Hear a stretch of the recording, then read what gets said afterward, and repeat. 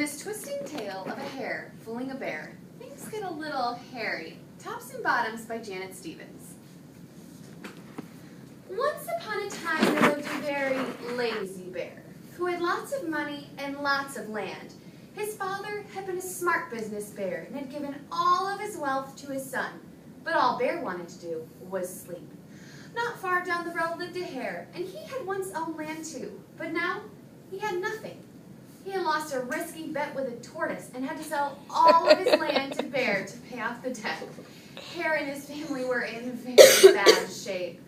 "The children are so hungry, Father Hare, we must think of something," Mrs. Hare cried one day. So Hare and Mrs. Hare put their heads together and cooked up a plan. The next day, Hare hopped down the road towards Bear's house. Bear, of course, was asleep. "Wake up, Bear, it's your neighbor, Hare, and I have an idea." Bear opened his eyes and grunted. "We can be business partners," Hare said. "All we need is this field, right here in front of your house, and I'll do all the hard work of planting and harvesting, and we can split the profit right down the middle. Yes, sir, Bear, we're in this together. I'll work, and you sleep." "Huh?" said Bear. "So what will it be, Bear?" asked Hare.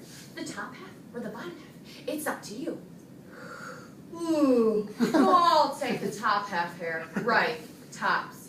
"It's a done deal, Bear." So Bear went back to sleep, and Hare and his family went right to work. Hare planted, Mrs. Hare watered, and everyone weeded. Bear slept as the crops grew. When it was time for harvest, Hare called out, "Wake up, Bear! You get the tops, and I get the bottoms." Hare and his family dug up the carrots, the radishes, and the beets. Hare plucked off all the tops and tossed them into a pile for Bear, and then put the bottoms aside for himself. Bear stared at his pile. "But Hare, all the best parts are in your half." "But you chose tops, Bear." "Now, Hare, you've tricked me. You played this field again, and this season I want the bottoms." "It's a done deal, Bear." So Bear went back to sleep, and Hare and his family went right to work. When it was time for harvest again, Hare called out, "Wake up, Bear! You get the bottoms, and I get the tops this time." Hare and his family gathered up the lettuce, the celery, and the broccoli. Hare pulled off the bottoms for Bear and put the tops aside for himself. Bear stared at his pile and scowled. "Hare, you have cheated me again." "But Bear, you wanted the bottoms this time." "You plant this field again, Hare. You've tricked me twice, and you owe me one season of both tops and bottoms."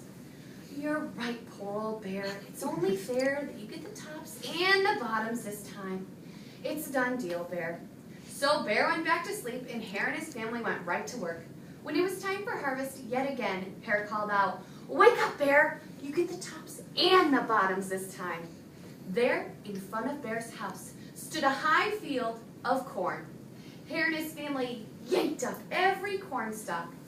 Hare pulled off the roots at the bottom and the tassels at the top and put them in a pile for Bear, and then carefully collected the ears of corn in the middle and put them in his own pile.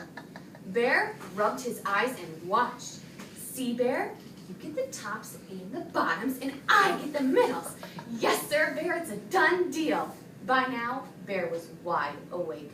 "That's it, Hare. From now on, I'll plant my own crops and take the tops, the bottoms, and the middles." Hare and his family quickly scooped up the ears of corn and hopped down the road towards home.